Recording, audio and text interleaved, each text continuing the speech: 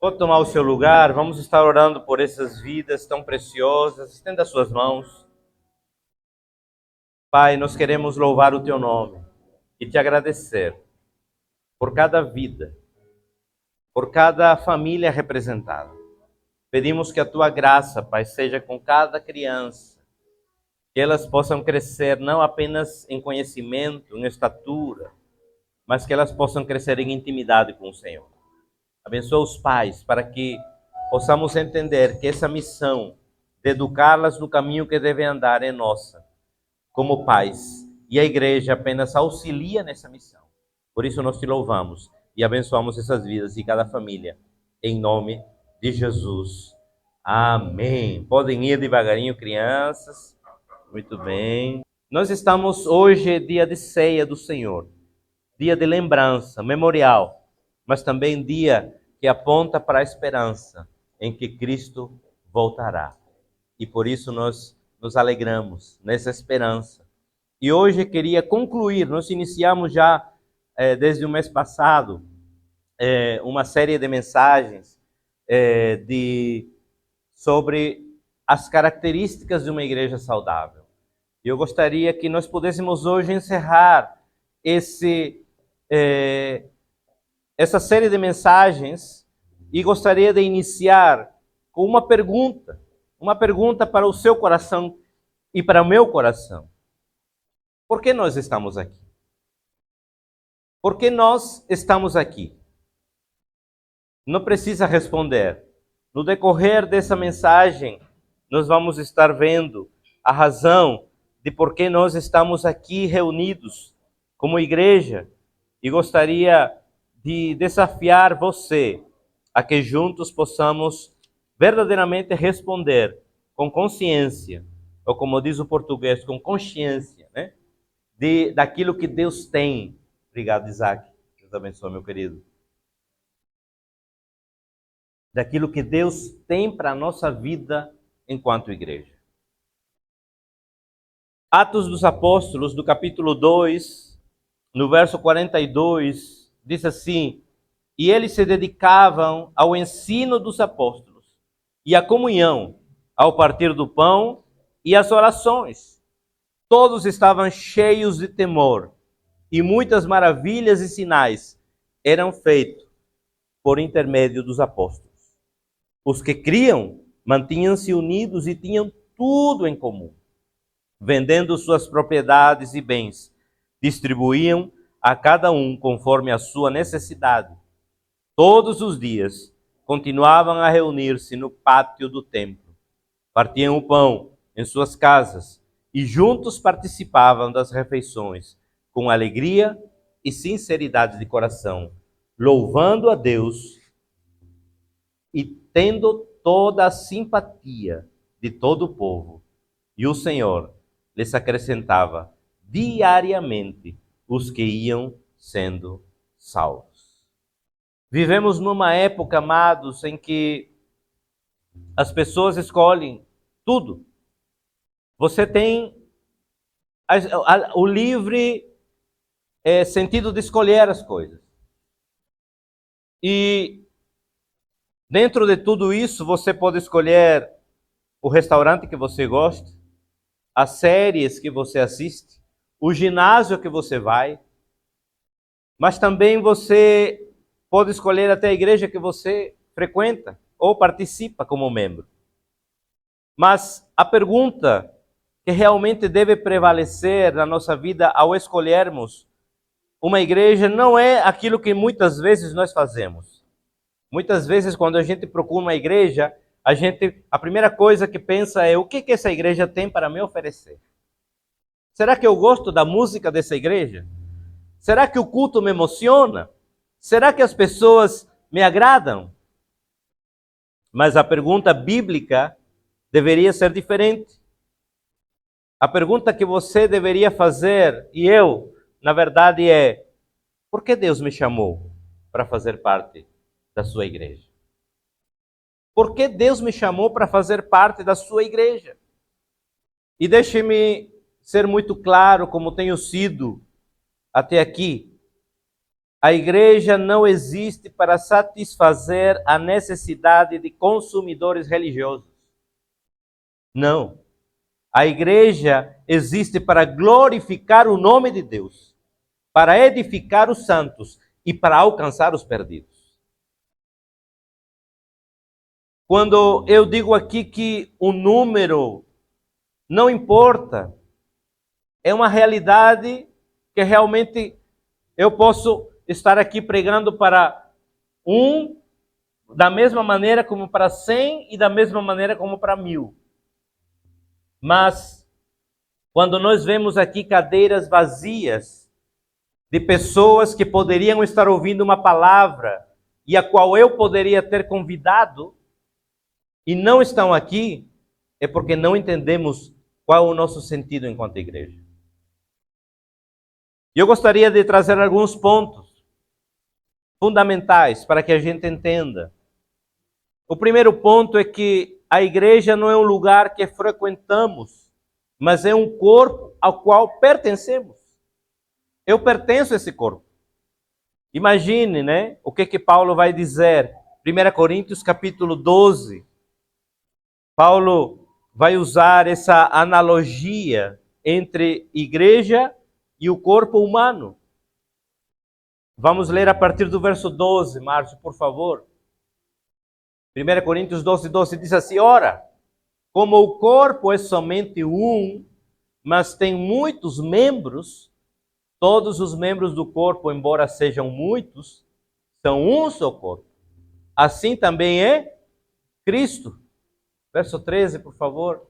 Pois também todos nós fomos batizados em um único Espírito, para construir um só corpo, quer judeus, quer gregos, quer escravos, quer livres, a todos nos foi dado de beber de um só Espírito. Portanto, o corpo não é feito de um só membro, mas de muitos. Se o pé dizer, porque não sou mão, não pertenço ao corpo, nem por isso deixa de fazer parte do corpo. E se o ouvido dizer, porque não sou olho, não pertenço ao corpo, nem por isso deixa de fazer parte do corpo. Se o corpo fosse todo olho, onde estaria a audição? Se o corpo fosse todo ouvido, onde estaria o olfato? De fato, Deus dispôs cada um dos membros no corpo, segundo a vontade dele. Até aí por enquanto. Paulo ensina que a igreja é um corpo de Cristo. Portanto, não somos espectadores. Não fomos chamados para ocupar uma cadeira uma vez por semana. Fomos chamados para fazer parte de um organismo vivo. Esse organismo é vivo. Deixe-me colocar um exemplo prático. Imagine alguém que diz, eu amo meu corpo, mas só uso meu braço uma vez por semana. Imagine isso. Eu só vou usar meu braço uma vez por semana. Parece absurdo. Da mesma forma, muitos querem fazer parte da igreja sem se envolver nela. Participam dos cultos, mas não servem. Recebem, mas não contribuem. Observam, mas não se comprometem. Ser igreja é muito mais do que estar presente. Ser igreja é pertencer. É pertencer. Se todos na igreja tivessem o mesmo nível de compromisso que eu tenho, essa igreja estaria mais forte ou mais fraca? Se todos tivessem na igreja o mesmo nível, e essa é uma reflexão que eu quero que você e eu façamos nesta manhã. Se todos os membros desta igreja tivessem o mesmo nível de comprometimento que eu tenho, como estaria a igreja? Como estaria a igreja? Hoje eu quero, junto com você, que possamos refletir que ser igreja é muito mais do que frequentar. Que ser igreja é muito mais do que estar como espectador. Porque para ser espectador você vai para o cinema ou para um show. Mas a igreja de Cristo, ela é viva e ela tem um propósito. Segundo ponto, congregamos porque precisamos uns dos outros. Veja o que diz Hebreus capítulo 10, verso 25. Hebreus 10, 25. Não deixemos de congregar-nos, como é costume de alguns. Ou em outras versões, como NVI, não deixemos de nos reunir como igreja, segundo o costume de alguns.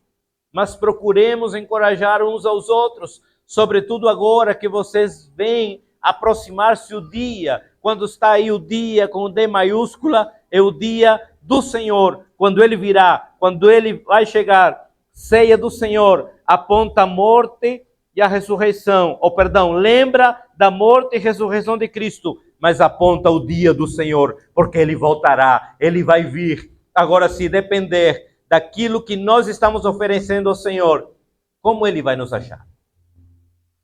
Quando Ele vir, como Ele vai nos encontrar? Ele diz para estimularmos uns aos outros no amor e as boas obras. Porque a igreja deve ser uma comunidade de encorajamento. Eu preciso encorajar o meu irmão. Quando aquele está fraco e diz assim, olha, hoje não quero ir para a igreja, o meu irmão diz assim, vamos, porque eu sei que Deus tem uma palavra poderosa, porque Deus tem para você um abraço sequer que alguém vai te dar e você vai sair diferente daquele lugar. Nas redes sociais podemos ter milhares de seguidores, mas mesmo assim vivemos numa solidão profunda. Porque curtidas não substituem comunhão. Mensagens não substituem presença. Tecnologia conecta aparelhos. Mas a igreja conecta corações.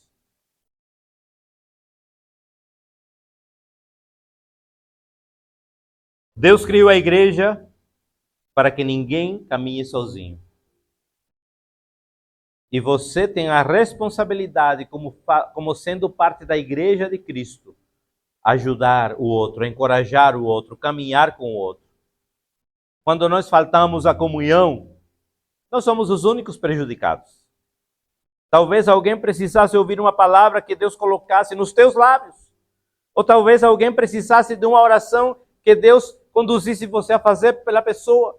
Ou talvez alguém precisasse de apenas um abraço que você pudesse dar a alguém. Eu me lembro como se fosse hoje. Nossa igreja lá do Brasil, Igreja Batista, Evangélica Batista de Intermares. Chegou uma família e dentre eles estava o chefe da família. Um jovem da minha idade, mais ou menos, talvez um pouquinho mais. E quando ele chega, eu me aproximo dele, dou um abraço e dou um cheiro no cangote dele, como o bom paraibano diz. E ele ficou meio assim no início, né? Mas, passando os anos, ele foi chamado para dar um testemunho na igreja. Eu já contei isso aqui uma vez. E ele disse assim, naquele dia, eu precisava quebrar com preconceitos e paradigmas que eu tinha no coração. E esse pastor peruano, ao me dar um cheiro, ele não sabia que ele estava quebrando na minha vida alguns preconceitos. E se hoje estou aqui, ele disse, toda a glória tem que ser para o Senhor, não para mim. É porque ele chegou e me deu um abraço, um cheiro no cangote. Porque muitas vezes você não entende nem sabe. Mas apenas isso pode mudar a realidade de uma pessoa. Mas para isso precisamos estar disponíveis e dispostos para ouvir a voz de Deus e fazer aquilo que Deus nos manda fazer. Qual é o propósito que Deus tem para a tua vida? Terceiro, não congregamos para consumir, mas congregamos para servir. Quando temos um espírito de consumista, a gente chega à igreja com essa intenção. Porque hoje o louvor não teve aquela qualidade que eu gostaria. Você está sendo consumista. Porque aquela palavra, não, eu precisava outra. Você está sendo consumista. Quando você chega aqui, você tem que chegar como servo. Marcos capítulo 10, verso 45. O Senhor Jesus nos deixou um exemplo. Ele disse: eu não vim para ser servido, mas eu vim para servir e dar a minha vida em resgate de muitos, diz o Senhor. Jesus é o nosso maior exemplo. Se o próprio Senhor Jesus, que desceu se desfazendo da sua glória para se tornar um homem como você e como eu, um ser humano como nós, e ele veio para servir, por que nós queremos viver apenas para receber? Culto não é para você receber. Culto é para você entregar a sua adoração. Culto é para você entregar a sua gratidão. Culto é para você entregar e glorificar o nome de Deus. Mas nós estamos acostumados com essa cultura consumista e diz, não, o culto é para eu ficar bem emocionalmente, para eu sair melhor, para eu enfrentar a semana melhor. Alguém diz assim, o culto é para que você recargue suas energias para a semana. Não, porque o seu culto não é no domingo, o seu culto é de segunda a segunda, de domingo a domingo, é todos os dias. O seu culto tem que ser todos os dias na presença do Senhor. Agora essa aqui é a reunião, a comunhão dos santos. E se é bom, porque aqui nós saímos melhor, porque aqui recebemos uma palavra, porque aqui recebemos um abraço, porque aqui recebemos até um puxão de orelhas do pastor, mas isso é bom, porque nós precisamos. Se despoje dessa mentalidade moderna do consumismo. Você não veio aqui para consumir, você veio aqui para servir, você veio aqui para adorar, você veio aqui para oferecer o seu melhor ao Senhor.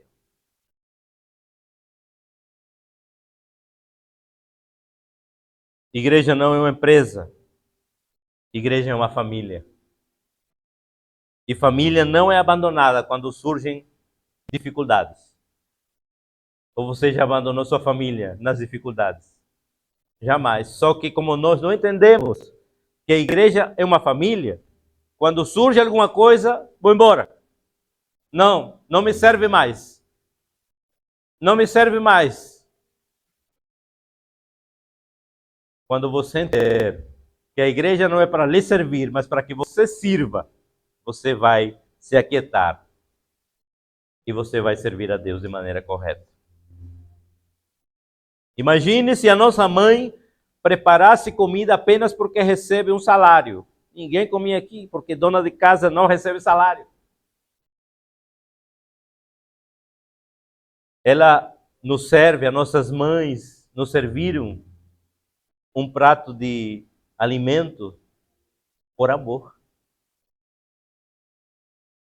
Deus, Ele serve o alimento espiritual na sua vida porque Ele ama você, porque Ele me ama, porque Ele nos ama.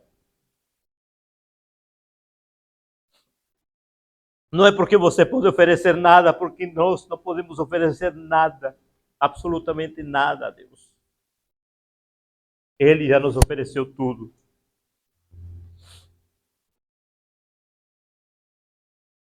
Tire do seu coração esse espírito consumista. A pergunta não deve ser o que a igreja pode fazer por mim, mas a pergunta é como posso contribuir para a obra de Deus. Está vendo como muda a perspectiva quando nós fazemos as perguntas certas? Quando nós deixamos de enxergar nosso próprio nariz, nosso próprio umbigo, e a gente olha para o que é verdadeiramente necessário. Quarto ponto, a verdadeira motivação deve ser amar a Cristo. Eu não estou aqui na igreja porque sou o pastor. Eu não estou aqui na igreja porque Deus me colocou aqui apenas. Eu estou aqui porque eu amo Cristo. E você tem que estar aqui porque ama Cristo. Ninguém aqui deve estar porque o pastor o ajudou, porque a igreja o auxiliou. Não, nós devemos estar aqui porque nós amamos a Cristo. Em João capítulo 21, nós vemos uma história tremenda. João capítulo 21, versos 15 a 17. Jesus teve um reencontro com seus discípulos. Jesus já tinha ressuscitado. Pedro já o tinha negado. Mas Jesus se encontra com eles. Estavam lá pescando porque eles voltaram às práticas antigas. Mas Jesus chegou aqui para restaurar isso. E Jesus disse, depois de comerem, perguntando a Pedro: Simão Pedro, você me ama mais do que estes? E ele disse: sim, Senhor, tu sabes que eu te amo. Jesus disse: cuida dos meus cordeiros. Novamente Jesus disse: Simão, filho de João, você me ama? Ele respondeu: sim, Senhor, tu sabes que eu te amo. Jesus disse: pastorei as minhas ovelhas. Pela terceira vez, ele lhe disse: Simão, filho de João, você me ama? Pedro ficou triste porque Jesus lhe perguntou pela terceira vez: você me ama? E ele lhe disse: Senhor, tu sabes todas as coisas e sabes que eu te amo. Jesus lhe disse: cuide das minhas ovelhas. Jesus pergunta 3 vezes a Pedro: tu me amas? Na verdade, no original grego, quando ele fala tu me amas, ele está falando: Pedro, tu me ágape, porque ágape é o amor incondicional de Cristo. Mas quando Pedro responde, ele diz assim: tu sabes que eu te fileo, porque o amor do filho é o amor do irmão. Porque nós não temos a capacidade de amar como Cristo ama. Mas mesmo com a nossa capacidade, não sendo o amor ágape que Deus teve por nós e tem por nós, mesmo com esse amor fileu, nós devemos amar o nosso irmão também. E é por isso que a cada pergunta que Jesus fazia para Pedro e a cada resposta, Jesus dizia: apacenta minhas ovelhas. Esse amor ágape que é derramado sobre você, ele serve para que o seu amor fileu, que é humano, pelos seus irmãos, possa crescer por eles também. O amor de Cristo sempre produz cuidado pelas pessoas. Não existe amor genuíno por Jesus sem compromisso com a sua igreja. É como ouvir: Jesus, eu te amo, mas eu não gosto da igreja. Porque a igreja, olhe, é muitas vezes política, é muitas vezes dessa maneira. Então, não, eu te amo, mas não gosto da igreja. Biblicamente não faz sentido, porque Cristo é o cabeça da igreja. E se Cristo é o cabeça da igreja, ele está no centro da igreja. E quando nós dizemos assim: eu te amo, mas não amo a igreja, é como dizer assim: olha, eu amo só uma parte do corpo, mas não amo o resto. Imagine você dizer: eu só amo a minha mão, o resto não. Mas a tua mão, ela não vive sozinha. Ela vive conectada com o corpo. Nossa presença, nosso serviço e nosso compromisso devem nascer do amor que nós temos a Cristo. Não por obrigação, não por tradição, não por pressão, mas por amor. Por amor. Quinto e último ponto. A igreja existe para ser luz do mundo, sal da terra. Mateus capítulo 5, versos 13 e 14. Vocês sabem, entendem muito bem. Quando nós passamos por esse processo, entendemos primeiro que fomos chamados por Cristo com um propósito, que precisamos compreender a nossa verdadeira situação nós também entendemos que temos que impactar a sociedade. Vocês são sal da terra, mas se o sal se perder ou perder o seu sabor, como poderá restaurá-lo? Não servirá para nada, exceto para ser jogado fora e pisado pelos homens. Verso 14.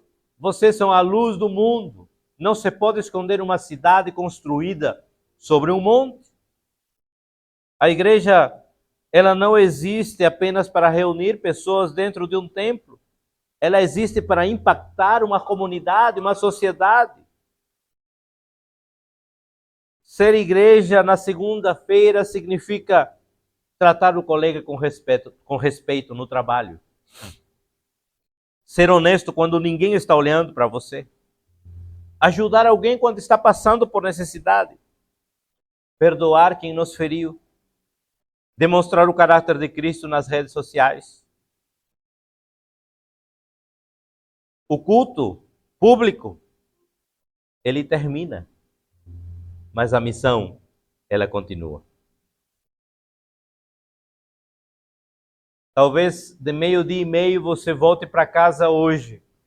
O culto público terminou, mas a sua missão, ela nunca termina. A sua missão, ela permanece. Gostaria de que você guardasse essa frase no seu coração. A igreja mais importante da semana não é o que acontece dentro do templo no domingo, mas o que acontece através de nós, de segunda a sábado.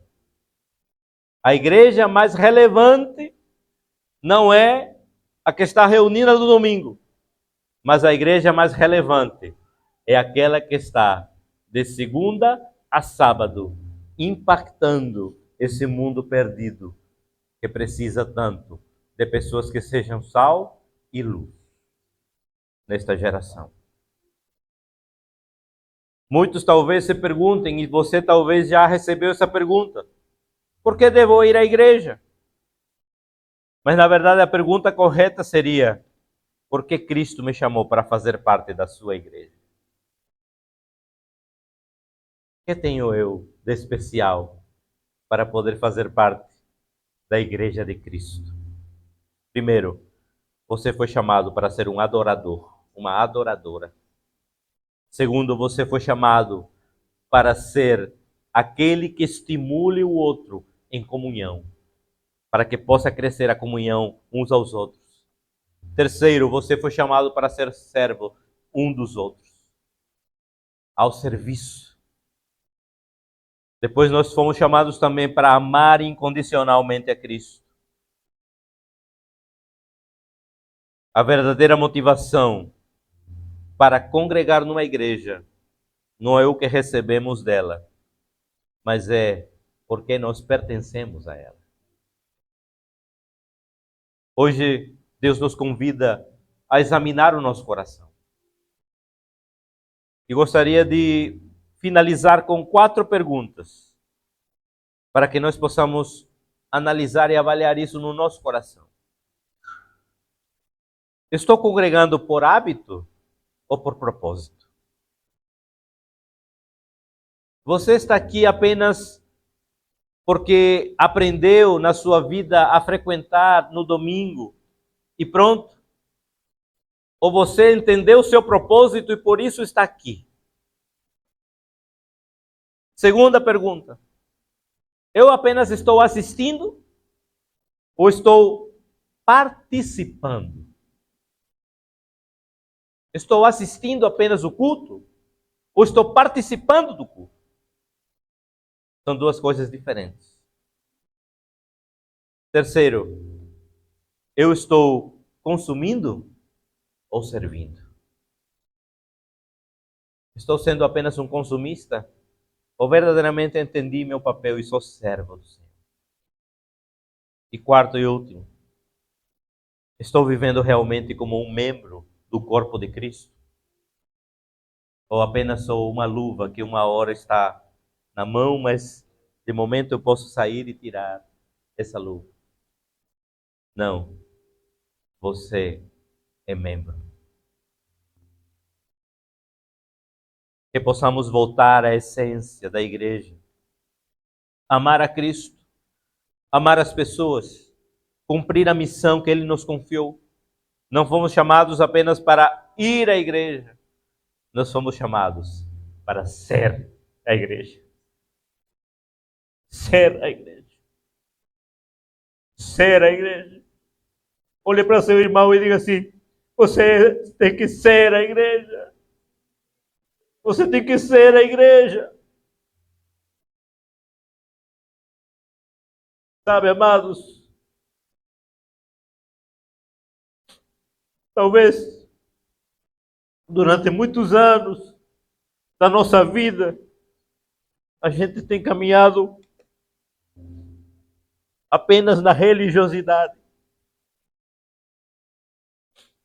Apenas ido à igreja, frequentado a igreja. Mas Deus nos chama para ser igreja. Deus quer que você seja igreja. Que eu seja igreja. Porque a igreja do Senhor não são quatro paredes. Não é uma estrutura. A igreja do Senhor é um corpo. Um corpo que se move. Um corpo vivo. E você e eu precisamos entender essa verdade. O nosso propósito. Talvez quando entenda isso, muitas coisas que eu estou vivendo hoje vão ser resolvidas. Talvez quando eu entenda isso e viva isso, eu deixe, e perdão por essa palavra que eu vou falar, eu deixe de lamber as minhas próprias feridas e começar a olhar para o outro, porque talvez o problema do outro é maior do que o meu. E eu estou me concentrando apenas no meu problema, sem poder ajudar o outro. Deus quer que a gente possa viver o que é ser igreja. Feche seus olhos. Abaixe sua cabeça. Faça a sua oração. Faça a sua oração. Se coloque diante do Senhor. Seja sincero com Ele, porque Ele já conhece teu coração. Eu posso não conhecer, mas Ele conhece. Você está aqui apenas por religiosidade ou porque entendeu o seu propósito? Você está apenas sendo um espectador ou participando? Você tem um coração consumista ou tem um coração de servo? Não responda para mim, responda para si e para o Senhor essas perguntas. Porque Deus, Ele quer hoje levantar uma igreja que entenda o seu propósito. Ele quer levantar você para ser um homem e uma mulher que compreenda o seu chamado. Pai, eu quero clamar pelos teus filhos, pela tua igreja, por minha vida. Primeiramente, quero pedir, Senhor, tem misericórdia, Pai. Tem misericórdia, porque muitas vezes temos nos comportado, Pai, como meros espectadores, como meros consumistas, e não entendido que o Senhor nos chamou para ser servos, para ser partícipes, para ser membros desse corpo tão lindo que é o corpo de Cristo. Que por mais que estejamos aqui na terra e falhemos, porque somos falhos, mas o teu amor é tão bom é tão grande, teu amor ágape é tão incondicional, que mesmo com nossas falhas, defeitos, o Senhor nos ama. E não pede nada em troca. Nós queremos, Pai, alicerçados nesse amor, declarar a nossa gratidão ao Senhor. E declarar que verdadeiramente nós queremos ser uma igreja que compreenda o seu chamado, que entenda o seu propósito. Estamos reunidos aqui, Pai, para declarar a nossa dependência do Senhor. Tira de nós todo espírito contrário. Tira de nós todo espírito de engano. Tira de nós tudo aquilo que atrapalha, para que nós possamos nos concentrar na única pessoa que precisa estar no centro da nossa vida, é o Senhor Jesus Cristo. Guarda, Pai, cada coração. Guarda cada vida. E que possamos prosseguir rumo ao autor e consumador da nossa fé. A Ti toda a glória, a Ti toda a honra, a Ti todo louvor, a Ti toda adoração. Em nome de Jesus. 1 Coríntios, capítulo 11, verso 23. Nós vamos estar nos preparando para a ceia do Senhor. E gostaria de lermos essa mensagem, essa porção da palavra. 1 Coríntios, capítulo 11, verso 23, diz então a palavra do Senhor: porque eu recebi do Senhor o que também transmiti a vocês. Que o Senhor Jesus, na noite em que foi traído, pegou o pão e, tendo dado graças, o partiu e disse: isto é o meu corpo, dado em favor de vocês. Façam isso em memória de mim. Semelhantemente, ou da mesma forma, depois de ter comido o pão, ele pegou o cálice e disse: este cálice é a nova aliança no meu sangue. Façam isto sempre que o beberem em memória de mim. Porque sempre que comerem deste pão e beberem este cálice, vocês anunciam a morte do Senhor até que ele venha. Portanto, todo aquele que comer o pão ou beber o cálice do Senhor de modo indigno será culpado de pecar contra o corpo e o sangue do Senhor. Examine-se cada um a si mesmo. E então, coma do pão e beba do cálice. Essa manhã, vamos fazer uma oração de autoexame. Vamos fazer uma oração de autoanálise e dizer: Senhor, me perdoa, me lava, me limpa, porque eu não quero participar de um modo indigno. Na verdade, quando Paulo ele escreve essa carta, ele não escreve proibindo as pessoas de participar da ceia. Ele diz assim: resolva seus pecados, resolva seus problemas e participe. E esta manhã é manhã de resolver, é manhã de perdão, é manhã de restauração. Se você ainda não é batizado nas águas, pedimos para que você não participe pelo entendimento do que é a ceia do Senhor, mas tem uma uva e você pode participar desse momento. E gostaríamos, em breve, se é da sua vontade, de batizá-lo nas águas também. Pai, Nesta manhã, nós queremos pedir perdão, Senhor, pelos nossos pecados, pelas nossas falhas. Pecamos, Pai, por pensamentos, pecamos por omissões, pecamos por palavras, por atitudes, e queremos, Senhor, pedir perdão. Não queremos, Senhor, continuar nessa prática. Queremos ser limpos e transformados pelo Senhor a cada dia. Nos ajuda, nos capacita.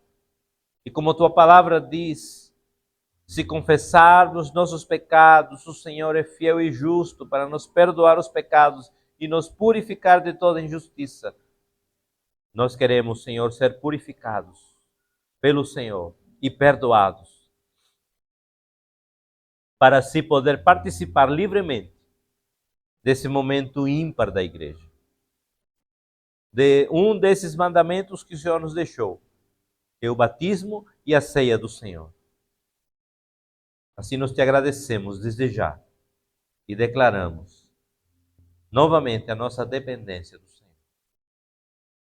Em nome de Jesus. Amém. Nós vamos distribuir os elementos da ceia, mas gostaria também de pedir a você, quando você receber seu elemento, seja o sumo de uva ou pão ou a uva, ficar em pé já no seu lugar e podermos estar adorando o Senhor. Amém, amados. A palavra do Senhor disse que ele, naquela noite, ele tomou o pão e, tendo dado graças, o partiu. E disse assim: este é o corpo, representa o meu corpo, que será partido por vocês, em favor de vocês. E nós não acreditamos, como alguns acreditam e respeitamos, a transubstanciação. Nós acreditamos que se o pão está representando o corpo de Cristo nesta manhã, então façamos isso com reverência, com temor e tremor. Participemos do corpo de Cristo.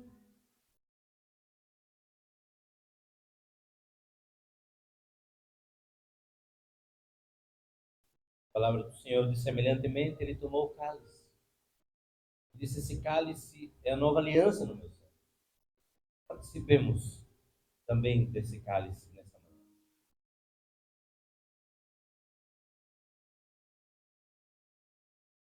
Aleluia. Nós te louvamos, te agradecemos por esse tempo tão maravilhoso na tua presença, por estarmos reunidos aqui, Senhor, pelo sangue derramado, pelo teu corpo que foi esmagado, partido em favor de nós. Mas também somos gratos porque entendemos que ao terceiro dia o Senhor ressuscitou. E também entendemos que o Senhor voltará para nos buscar como tua igreja. Essa é a nossa esperança. Por isso a ti toda a glória, toda a honra, todo louvor, toda adoração. Não apenas hoje, mas para todos sempre. Aleluia.